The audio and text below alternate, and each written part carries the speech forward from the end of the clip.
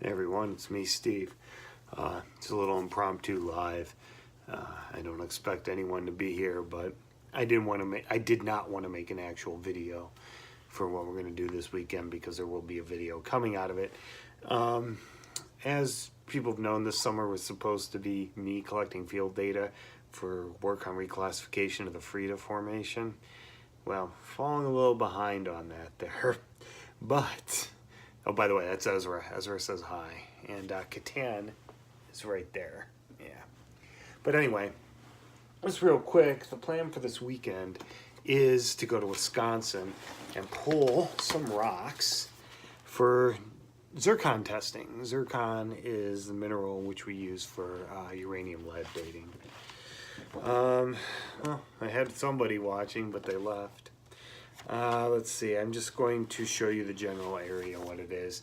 Actually, a professor of mine asked me if I could do this because the Macaulay granite / gneiss, which apparently has two different spellings and questionable whether or not it's even a legitimate unit, has never been dated. We don't know if it's Archean or Proterozoic, but this is generally a geologic map that's been done in the area. There's been a lot of structural work. There's not any dates for this thing's been dated. This brown unit here, that's the only thing here that's been directly dated. So there's been some indirect dating up here and stuff for stuff further away, but we want to date the red and pink and maybe even some of this stuff down here. This I will be paying for this out of my own pocket. And igneous dating usually runs about $400 a sample. So we're going to be up in north central Wisconsin this weekend pulling these samples. Let's see, I think that's all I wanted to say about that. There will be videos of that and stuff and us walking around. Here's this closer zoom in map. The yellows are where I want to get samples from. And the orange with the yellow circles are the road exposures where the granite and gneiss are. Let's see. The granite and gneiss are definitely going to test. Now, my old professor asked me, you know, he knew of these outcrops, but this is gneiss.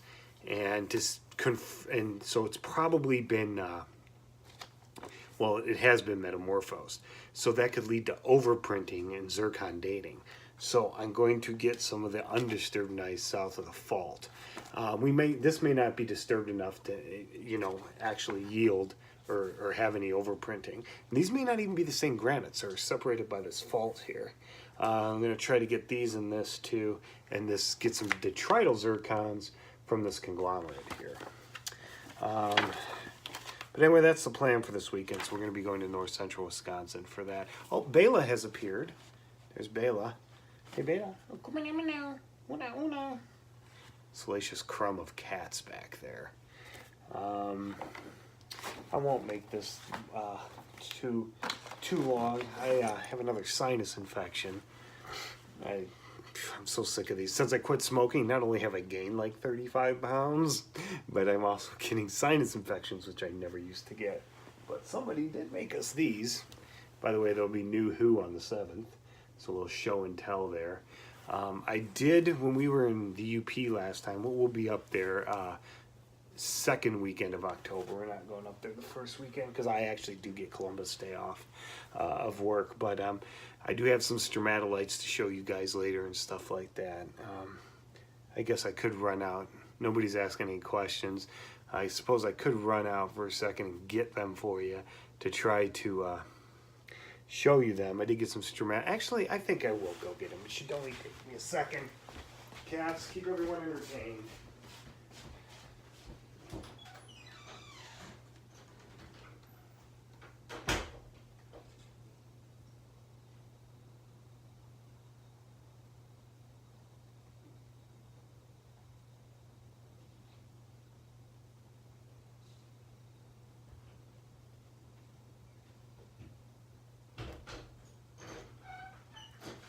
Okay, got some rocks. If anyone's even still watching. Okay, I'm back. Oh, I didn't lose anyone. Okay. Now, in the Copper Harbor Formation in the UP, it's common to have stromatolites in the lake deposit of the Horseshoe Tongue. And the stromatolites up there, oh hey Muskie, are very, they're very well developed. Very beautiful mounds and mats. Hey Coriolis. So these are weathered out pieces of stromatolites from the Copper Harbor Formation.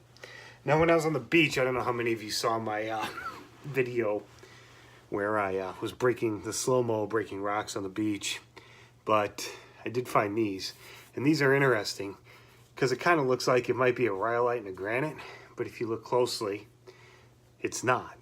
These are actually conglomerates. They're not breccia, even though the grains are angular. How do I know this is sedimentary and not igneous? Well, there's many reasons, but the big one is this. There's a rounded clast in it. This is a clast of amygoidal basalt. So this would be broken down igneous rock that didn't go very far from where it was deposited, so the grains are still angular. The white is calcite. Don't know what formation this is from. I wish I did, but like I said, it was a beach rock. So it's got to be Mid-Continental Rift. That's pretty much all I can say about it. But I don't know if anyone has any questions. But like I said, we'll be going up to Wisconsin to get some igneous rocks, and hopefully they'll yield zircons and sedimentary ones. Oh, and I also need to bring back, next time we're in the UP, when we did go to Little Presque Isle again and we walked into it in Lake Superior, I did get gabbro samples. I put them in a 5-gallon Home Depot bucket. Oh, hey Christina Blackfeather, how are you? And actually walking back with the lake with that bucket was nice because the water just supported the bucket. But yeah, that was a lot. Way too many rocks. But none of the cats want to say hi. Blackie's over there. Like I said, Bela, Ezra, Kitian. Blackie's in the window. Hey, Musty. Yeah, zircons are very resistant. That's why we use them to date. Like I said, hopefully we'll get some usable ones. See, the thing with the ones on Little Presque Isle is the gabbro, even though gabbro a gabbro is basically a coarse grained basalt. It's essentially what it is. But it's still not coarse grained like most granites are. So the finer grained, ooh, oh, you got to get ready for work? Well, that sucks. Well, I'm glad you finished your dragon thing. That sounds cool. I got to catch up on your channel anyway. Been very slacking, especially with the work, the way it's been, and stuff like that. I'm also going to make videos that I may make available for people, you know, just links. I won't make them public. There's a reason for that, and I should go over that another time. But anyway, you know, if nobody has any questions or anything, well, when we get these, oh yeah, back to the gabbro thing. Well, hopefully you posted about it or made a video about it, because I'd like to see that sculpture. But the zircons, basically, the finer grained a rock is, an igneous rock, the more of it you need to find usable zircons. That's in a nutshell. And it's the same thing with sedimentary rocks that we call those detrital zircons. It's the same thing. Shales don't usually, usable zircons, because when you pull zircons, they do weather. They're very resistant to weathering, but they do weather. And if they're too small, you can't use them, or too busted up, too weathered, or they've got too many, they've been altered too much. You can't really use them. You can't get a date from them. You need a certain size zircon in order to yield a date in a certain, you know, and intact in a certain way. It's kind of, I hope that made sense. It's kind of hard to explain, but like I said, I'm gonna have to pay for this out of my own pocket. It's about $400 a sample. So I'm gonna do the gabbro on Little Presque Isle. I'm gonna do the granite and the gneiss, the McCarney that my old professor wanted, and then maybe some more. So we could be looking at like $2,000. I did not catch that, Muskie. Did not see that. So you said some certain rock would be good for zircons. I didn't catch that. And I know I saw it started with an S, but I didn't catch it. I'm sorry. Yeah, I've just been failing like crazy lately. But other news. Saprolite, thank you. We generally don't date. I want to say no. The problem with I'm assuming you mean the mineral, not. Hold on. Let me hold on. Give me a second. Yes. Oh, gotcha. Gotcha. Sorry. I was confusing saprolite with something else, but I looked it up. Yes, saprolites are weathered rocks. No, they are not good for dating, for using zircons. You don't want to use, you don't want, yes, Muskie, thank you. Yes, no, you don't want to use zircons from soil. You can. There are people that actually have done that. But basically, the thing with that is you're involved in the weathering process. So you're moving from a rock to a soil. Zircons, most of them will stand up, but there's no point in doing that because soils are modern. I mean, we don't have surface soil. I mean, we don't have the soil making process present on a bedrock surface today. Whatever soil's developing, there's no point in dating it because it's not going to go back 3 billion years. We do have paleosols and what we call geosols, but that's not what I'm talking about. I'm talking about surface soils. And so, yeah, saprolites are not the kind of thing you want to date unless those are where you can grab your zircons. Unless the rock is really hard, you can't get any samples, but it's not really a good way to do it because soils too are also influenced by things like, you know, water, streams, wind. I mean, zircons can come from other, you can get them from other places. So, yeah. Muskie, did that make sense? Let me know if I'm wrong, but I do know you don't use them for dating. I'm trying to think if there's anything else. Sorry, I'm being rambly. Oh, me and somebody else are working on a collaboration video. I sent him my videos. Hopefully he'll get his together. Then we'll do it live. We are going to battle one of those guys who thinks he sees an 11-kilometer diameter tree stump in Madagascar. It's an igneous roof pennant, but whatever. You know, people go on Google Earth all the time and think they see weird stuff that isn't there. What else would I want to say? I don't even know. God, sorry, guys. This is a horrible live.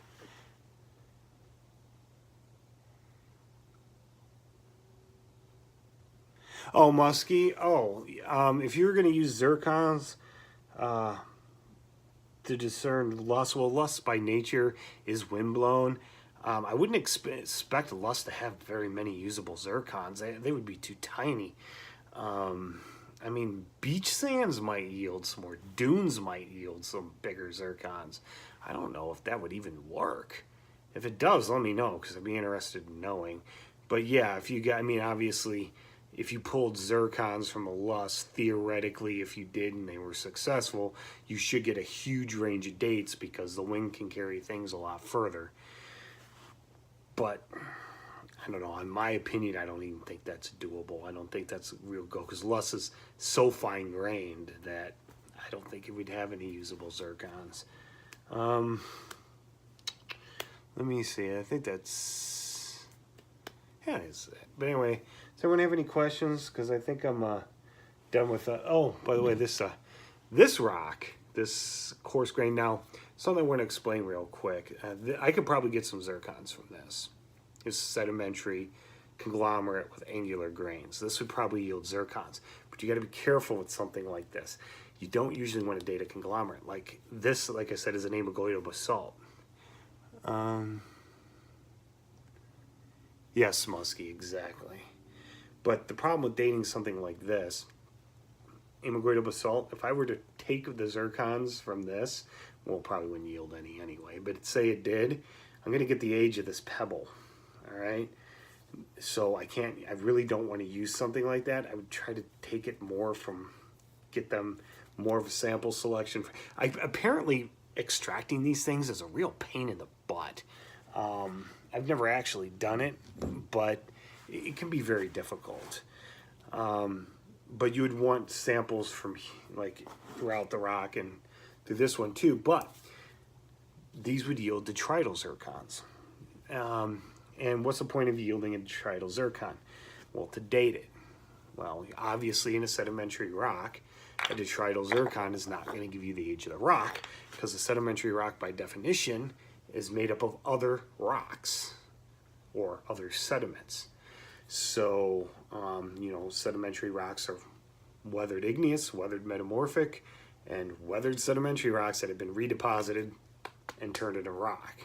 So you're going to get the ages of the minerals of their original igneous origin. But what does that is usable? Well, number one, say this yielded an age of 1 billion years. We'll just use that and just throw that out there. If the zircon, my youngest zircon in here is, usually in something like this, you'll get like a peak. If it's locally sourced, which this probably is, we'll say we'll get a bunch of 1.2 billions. But the youngest one we get is 1 billion, or the youngest set we get is 1 billion. That means this rock cannot be older than 1 billion years old. That's all it means. Igneous zircons are different, because igneous zircons and an undisturbed igneous rock, the zircon forms when the rock forms, when it cools, all right? So as long as there's no further, nothing else is disturbed. Oh, hey, Steph. Yay, Steph is here. Hello. But an undisturbed igneous rock, you get zircons from. Zircons form when the magma cooled. So that gives you an actual date of that rock. And that's the thing, like with the Copper Harbor conglomerate. Like I said, I'm not sure that's what this is, but it could be. Nobody has actually tried to date the Copper Harbor conglomerate. That's that last paper I did. But there are lavas below it and in it, both of which have been dated. So that gives us a range for that unit. From the we can tell, we know how old the Copper Harbor is, and we know from the lakeshore traps at that level, which is about mid to 2/3 of the way up, when those were deposited. So we can lock down the age very well. So if you have a sedimentary rock that's intruded with, or that sits directly on an igneous rock, or has sills within it, or lava flows on top of it, that's a great way to date a sedimentary rock indirectly. I mean, you're dating the igneous rocks within it, but you don't have to go through the painstaking headache of pulling detrital zircons, because you'll have igneous ones. But that's basically how we date rocks. And when you date rocks like that, you may have a formation, like we'll say the Mount Simon sandstone, which is a huge Upper Cambrian deposit throughout the Midwest. It has no igneous intrusions in it. Well, how do we know it's Cambrian? Well, because other equivalent rocks outside of the Midwest have igneous intrusions, and those have been dated. That's how come the geologic timescale has gotten so accurate over the past 20 years or so, because we have so many dates now. But yeah, I'm just kind of excited to get this, because when we go to Wisconsin, if we can get hey Panor, I haven't seen you in forever. Yes, cleavage and overthrusts as well. Overthrusts can lead to overturned beds, so you got to be careful with that too. Yeah, but yeah, just to sum up real quick. Like I said, no professor of mine requested that we go up to Mountain, Michigan area.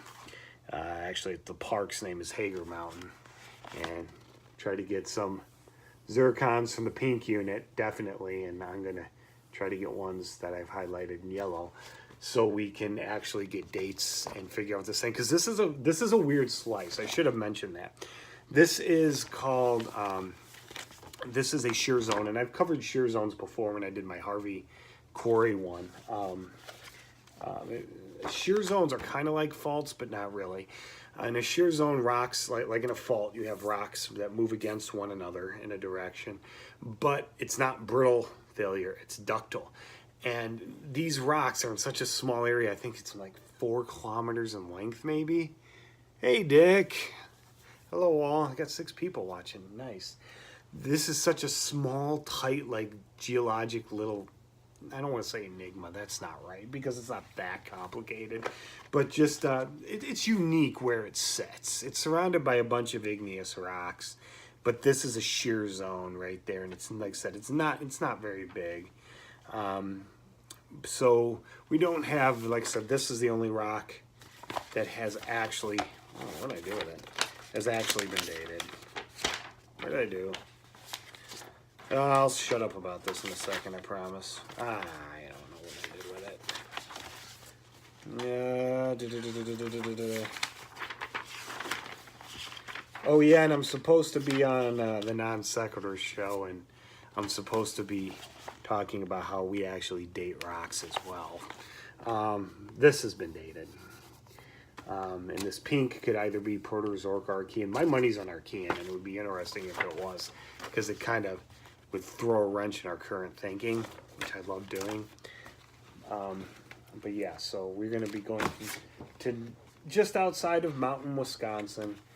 We're not going to go all the way to the UP, because we're going to go up there Saturday morning.